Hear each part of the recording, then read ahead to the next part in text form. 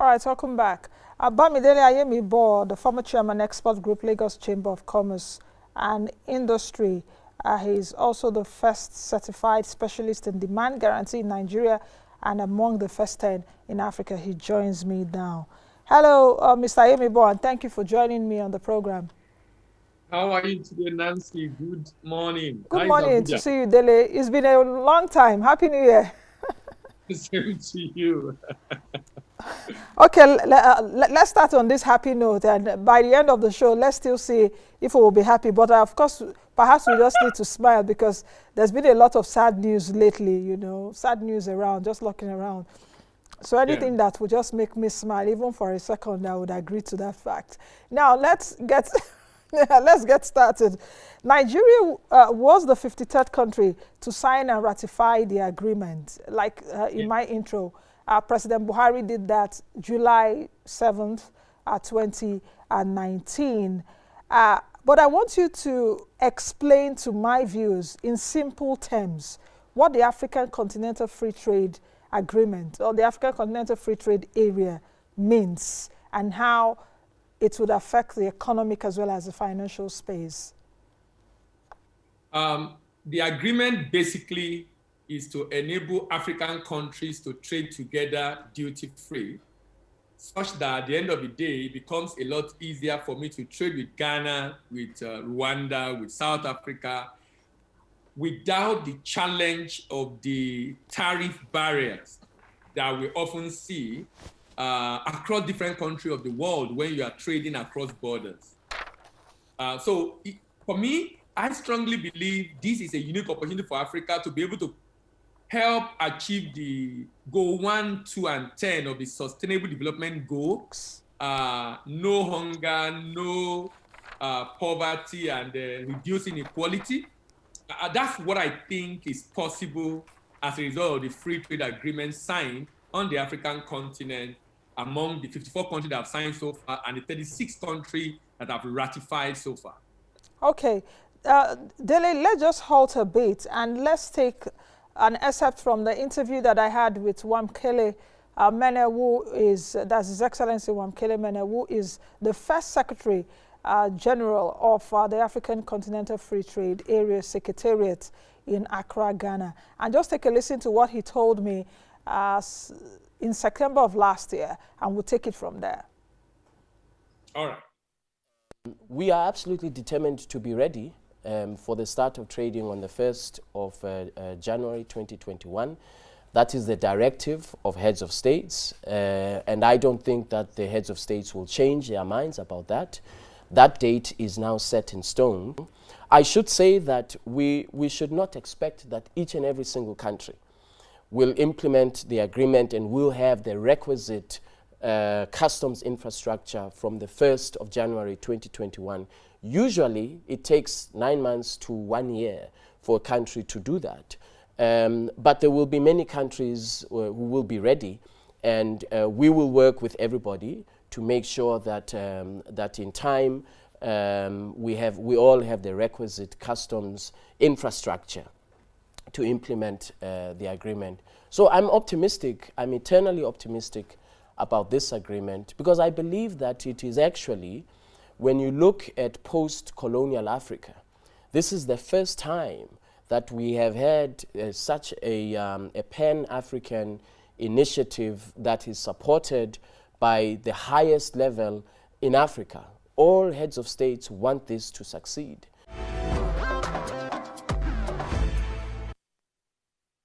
Okay. So, Dele, let's take it from there. From what the Secretary General said, quite a lot that I will take out from that excerpt. But from what he said, and as we celebrated the New Year, 1st of January 2021, the after has started. Has implementation started already? Implementation has started.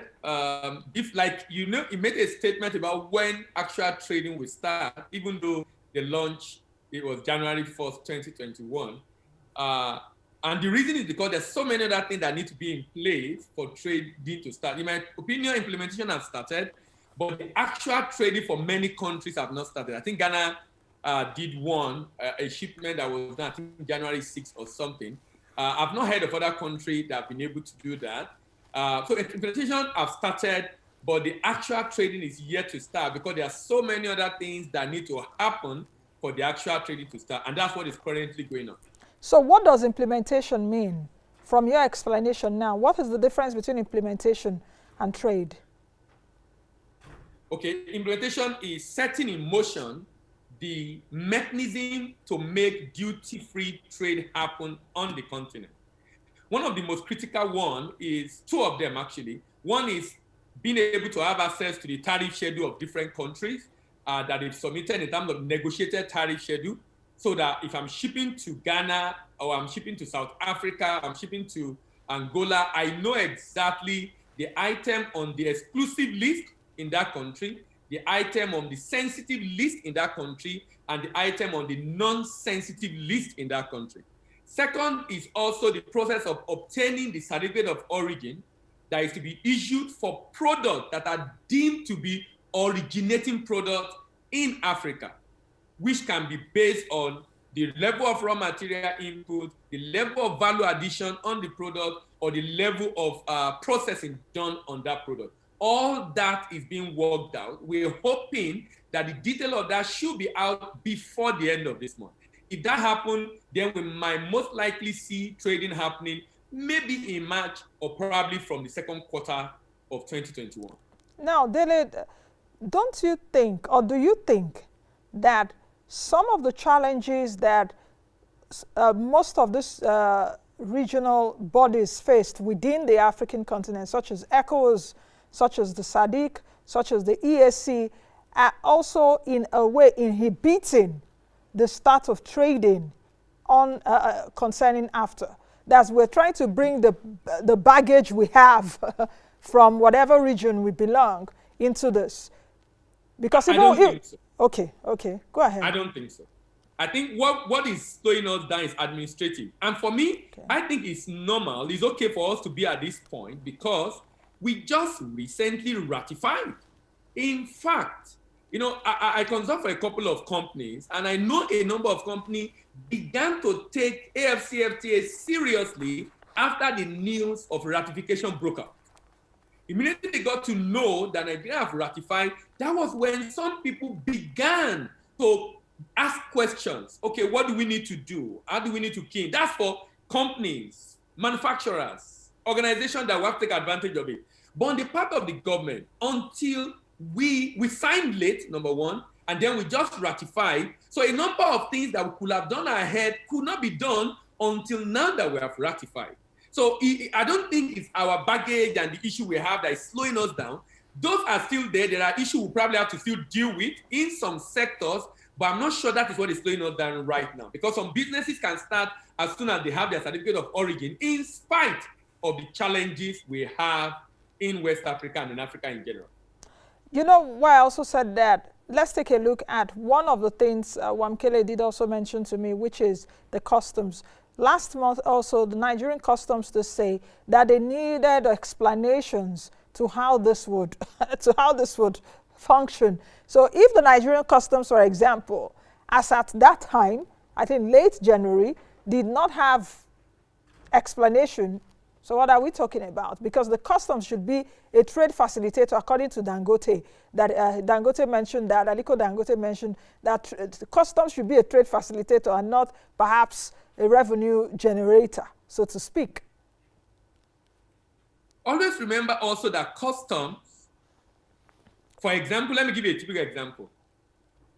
For you to import into Nigeria, the regulation for importation is done by the Federal Ministry of Finance, for which custom report to. So custom will work based on the information available to them. They are part of the process, no doubt. But the document required for custom to work is exactly what I've mentioned. So if they say they are not, they are waiting for that, that's exactly what, not just custom waiting for, I am waiting for it, manufacturers are waiting for it, a number of stakeholders in Nigeria are waiting for that document and those information. And like I said, that those information are happening, are not out yet because we did not ratify on time, we did not sign on time. Things we could have done way ahead of time, we are just doing it. And so for me, Nobody's to be blamed for this right now. It's for us to just expedite action on making those information available for us to be able to start. So I don't think it's because of all our bureaucratic issue or challenge of cost of facilitation that is causing this. Of course, customers have their issues and different agencies have their issues, but I'm not sure that's exactly what is causing this right now. So which office should be in charge of getting this information? Is it the Nigerian Office of Trade Negotiation? There's NOT and NOT. I will look at National Action Committee. Sorry? I will look at National Action Committee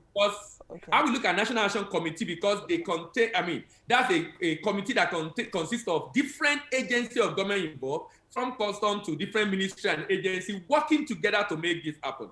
I've also tried to reach out to them and they've assured us that they are working on it and they hope to get this out as soon as possible. Did they give you a time frame? Because as soon as possible, within the month, yes. I was very much particular about that. And they said within the month of February, hopefully. But they also need to go through a process and they need these documents signed off before that can happen. Okay, Dele, speak to Nigerians and perhaps Nigerian businesses or business owners that are looking at what we're saying right now, that are watching this. Are there steps Nigerian businesses need to take to be able to partake? Are there steps that Nigerian businesses that are interested in exports need to take to partake of this, to get the benefits of AfCFTA? Nancy, that's exactly the information, the conversation we should be having right now. And I must thank you for that, because a number of businesses right now should be asking the question, my product as currently constituted, process, design, sourcing of raw material, will it qualify for duty-free access under AfCFTA?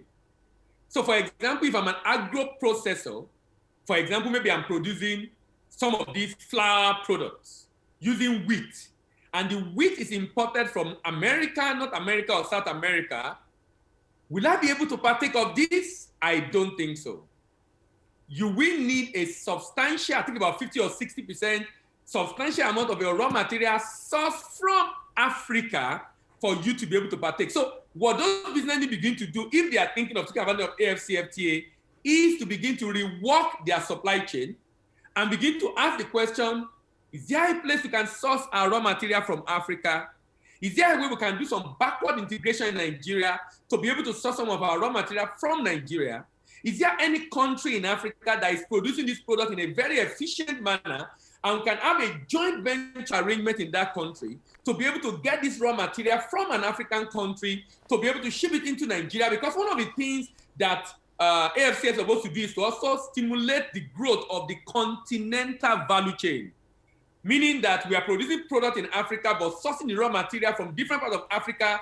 I bring in maybe cocoa from a particular, from Nigeria, process it to cocoa liquor or cocoa powder, cocoa cake, and move it to another country that converts to chocolate. That's the kind of stuff we should be seeing in Africa under the AfCFTA. So manufacturers who have their raw material being imported need to begin to rethink or rework their supply chain, asking the critical question, how will my business, the product I have, benefit from AfCFTA? So for those importing raw materials, and 60, 70, 80% of your raw material are from outside Nigeria, outside the African continent, you most likely will not be able to benefit from the AfCFTA, and the need to rework your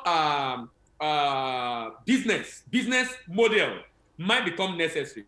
I will look at different areas. The promoters need to be interested, first of all, interested in taking advantage of the AfCFTA. That means, and come to think of it, there's a big challenge with foreign exchange right now for a number of manufacturers. So when you said, for those that are interested in export, any importer in Nigeria right now, who is importing raw materials, who is processing Nigeria, who is not interested in export, I will have concern about the management of such a business, because a number of them are having issues meeting their obligation right now. So export for them right now is a survival strategy.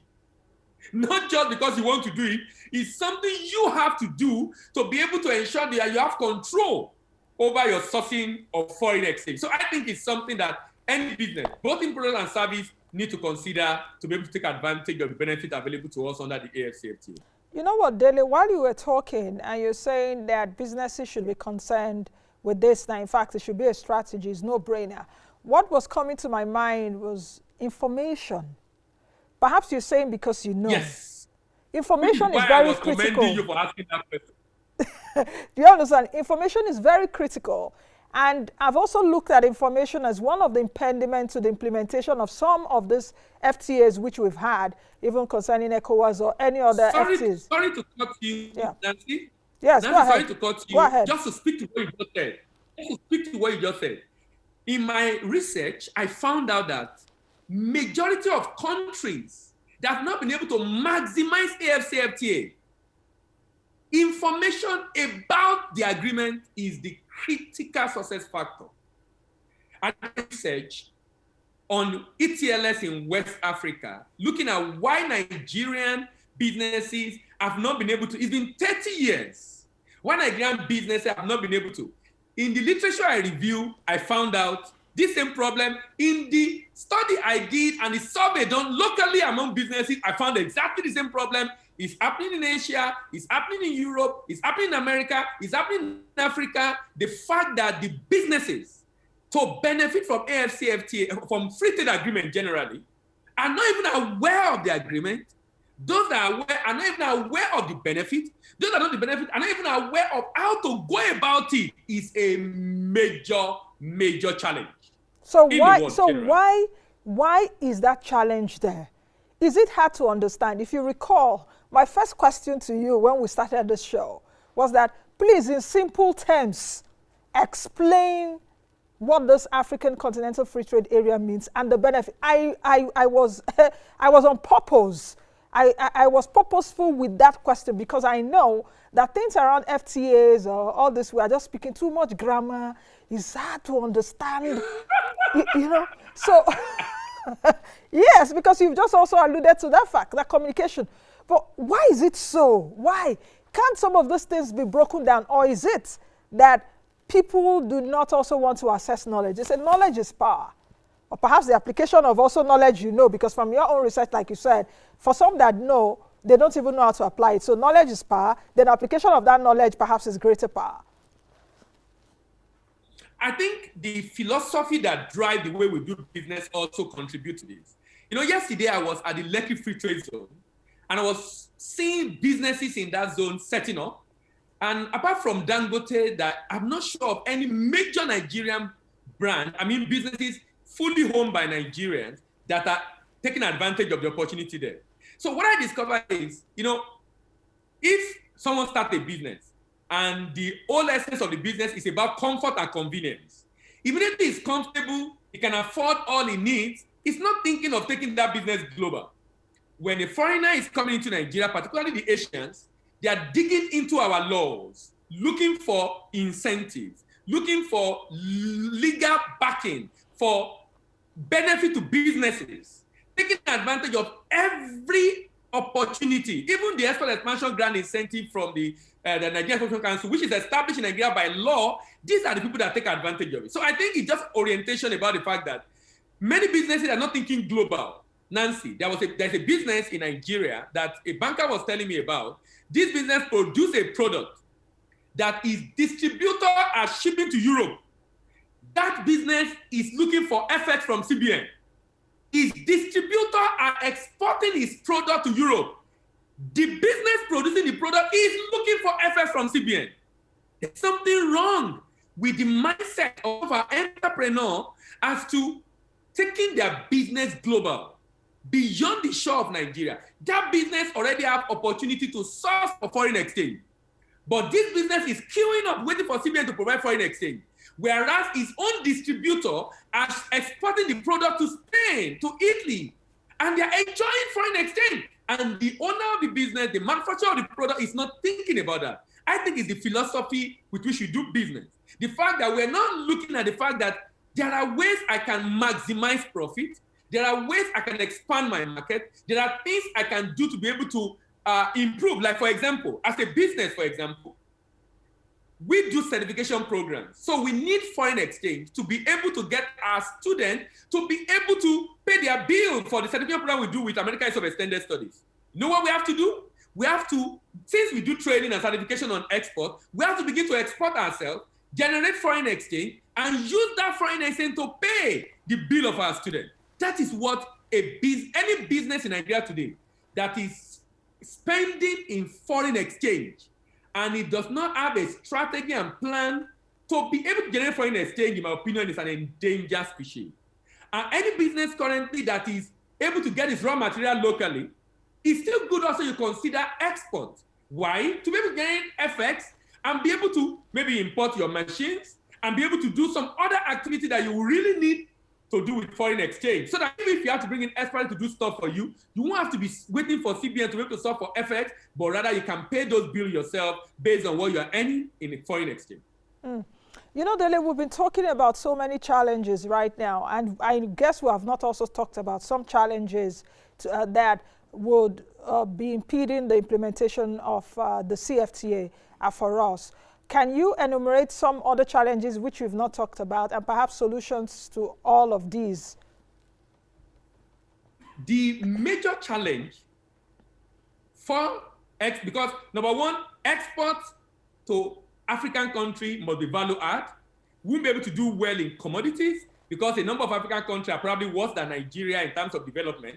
So we need to do value added, number one.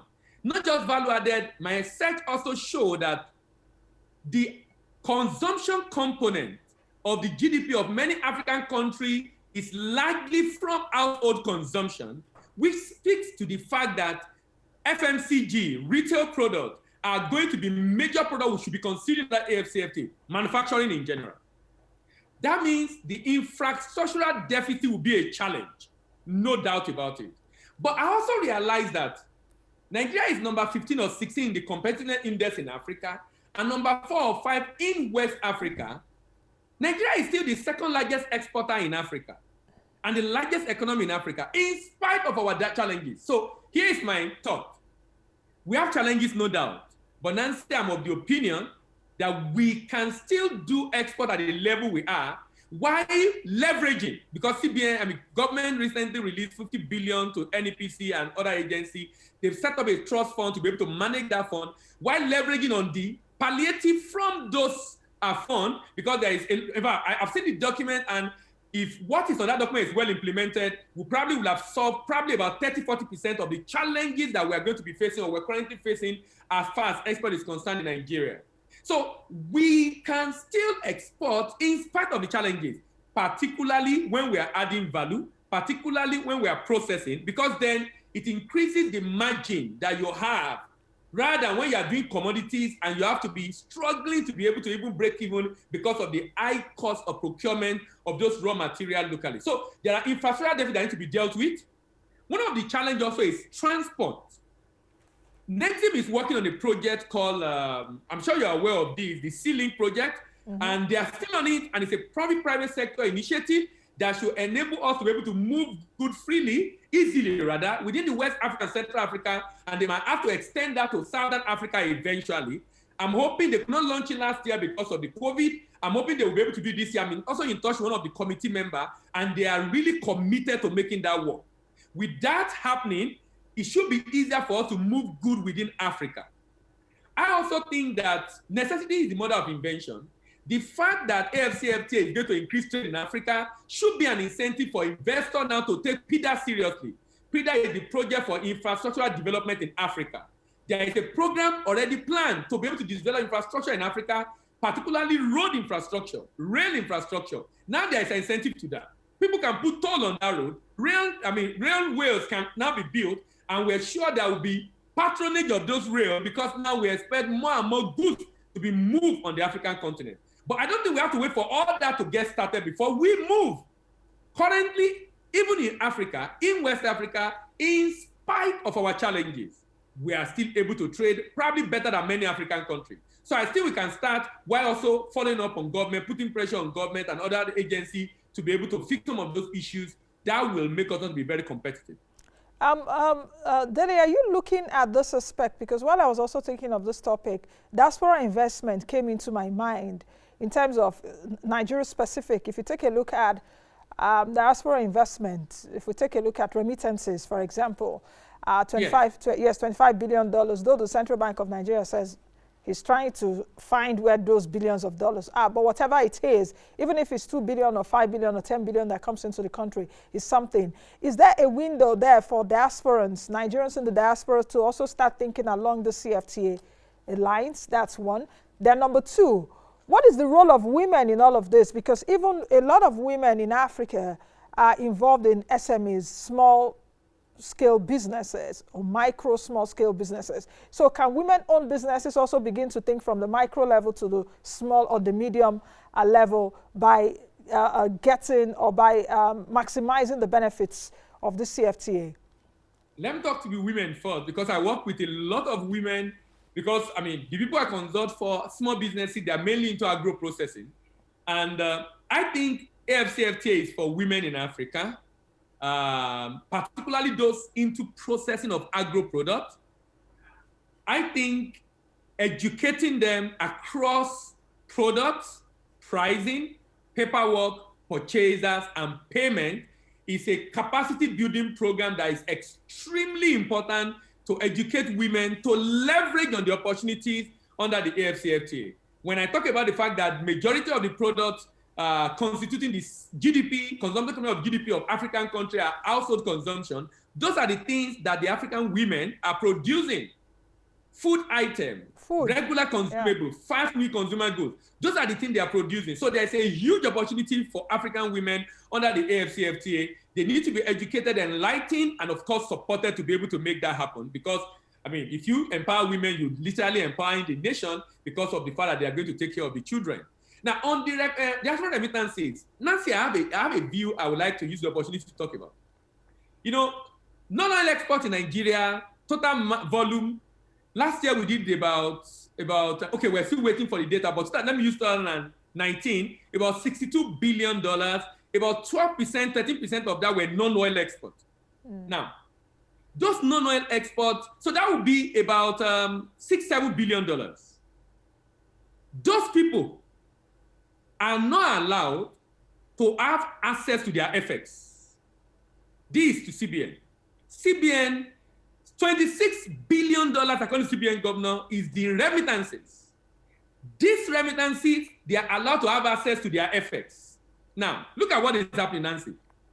I think CBN realized that because diaspora remittances were not given access, if I send dollar to my people, they will have to sell to bank at a lower rate.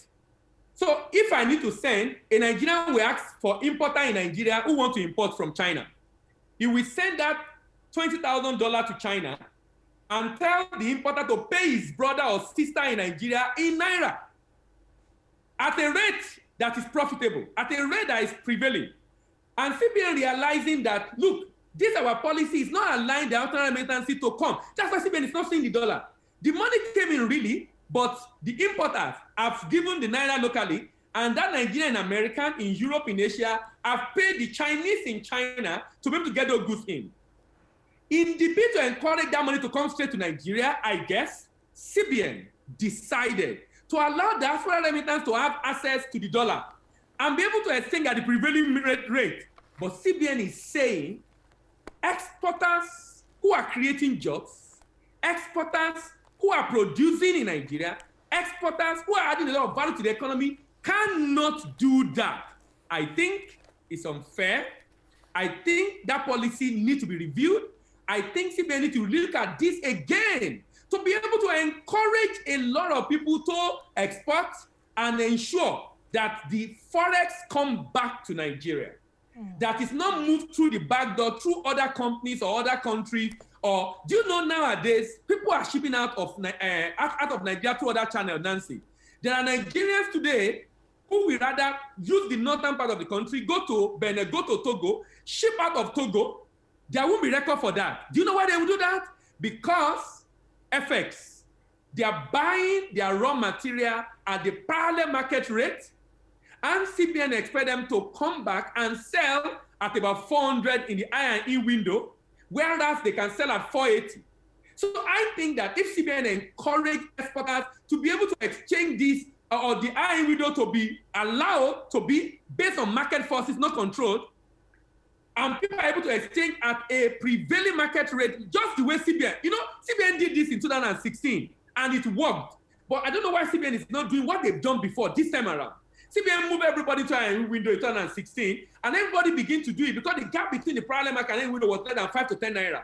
It's encouraging for people to go to iron window. But today, iron window is about 390 something to 400 and something, and 400 less than 410. But the parallel market is about 470, 480. You show it just now, 460 something. The implication of that is that it's going to discourage people from exporting. And for those that export, even though now they are forced to declare, which is good, I'm in support of declaration, but a number of them, in the bid to ensure they don't declare, might have to export from other parts, from to the land borders. And the implication of that is that we're not going to be able to get the FX. I'm of the opinion that if they are encouraged to do this, maybe we'll be able to get more forex coming to Nigeria. The same policy being have used for the diaspora remittances. With more FX in the market, most likely we'll have a reduction in the exchange rate. All right, Dele, we have just less than 4 minutes to end this show, and it's getting interesting. Let's take a look at the role of NEXIM, the Nigeria Export-Import Bank, as well as the role of AfCFTA in this CFTA. That's one. Number two, is the trade policy in Nigeria. Have you gotten clarity yet? Because I seem not to have gotten clarity. I remember we were at an event together, is it last year in March? Last year, yes. Yes, before the COVID lockdown.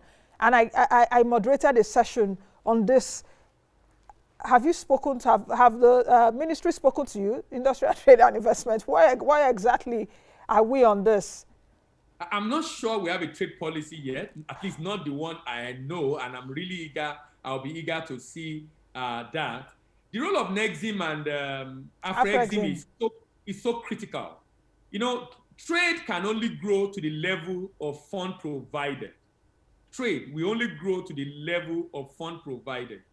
If we are going to see the impact of AfCFTA, immediately the business start to export, they will need to expand, and that's where NEXIM coming, AfCFTA coming, to be able to ensure that the payment system, which I know, I'm aware is already being developed, they've done the UAT test for it, is seamless for payment system to work easily across Africa, but more importantly is to finance those projects, export programs. So I'm waiting to see creative finance products to be able to support different businesses. Now, Dele, particularly the SMEs. Okay, yeah? Just hold on. Do you think that NEXIM should be capitalized, should be more capitalized? Because in fact, we're talking about central bank. Central bank also is on the board of the CBN. I think they are even the majority shareholder.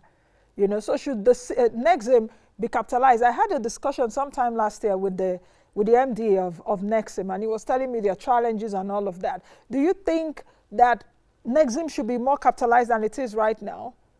Some people don't even know there's NEXIM. Before capitalization, NEXIM should blow its trumpet for people to know what they are doing. NEXIM is doing a lot, but only for few who are aware. NEXIM is doing a lot. I was at the event to speak early last year. They did a program in South in Asaba. I was impressed with so much NEXIM is doing, which I must commend, but many people are not aware of what they can get from NEXIM. Let me give an example. Recently, NEXIM launched, during the lockdown, one of the things that the chamber pushed for is to support people to export is export credit insurance. Do you know NEXIM worked on that? And NEXIM launched that program commendably, but many people are not aware that NEXIM have an export credit insurance that can protect me as an exporter, that when I ship my goods to trouble zone, I'm sure I will get paid because my export proceed is being insured. So before we talk about capital NEXIM, even the one that NEXIM have right now, in terms of services and products and the fund they have, they said they have access to $1 billion from AfCFTA for AfCFTA. NEXIM should blow its trumpet. Okay. And I think it's across board for government agencies. Okay. Let the community know exactly what NEXIM can do. Dele, we've got to go, but answer this in 30 seconds. There is another regional block called the RCEP. I can't remember, Regional Comprehensive Economic Partnerships, that China signed with 14 other countries. You have China, South Korea, New Zealand, Japan, and all of that. India and US did not want to get into it, even though they were there initially because of Trump and Modi. Is that a threat to Africa Continental Free Trade Area? Because if you take a look at population, they are more than us, definitely. So what should we be doing? 30 seconds. Now, for me, AfCFTA is good enough for us. It might be a little challenge for us, but you know the beauty of AfCFTA is the population is also here. 1.2 billion is a lot. I think if we focus on developing our infrastructure in Africa, we are going to get those people to come into Africa and produce to be able to take advantage of it. So I won't think so much about them. I think the like of America and India can think about that.